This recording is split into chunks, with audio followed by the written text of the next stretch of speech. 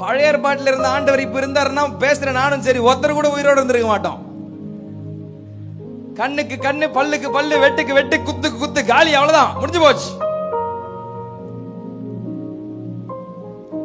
பார்த்தாரு சத்தம் பெருக பெருக பெருக பெருக பாவம் பயங்கரமா போயிட்டு தான் இருக்குது.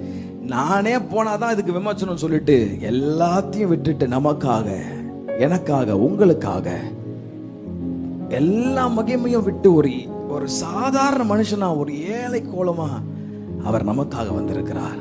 ஏன் தெரியுமா? அவர் இன்றைக்கும் நமக்காக ஜெபித்துக் கொண்டிருக்கிறார், விண்ணப்பம் செய்கிறார்.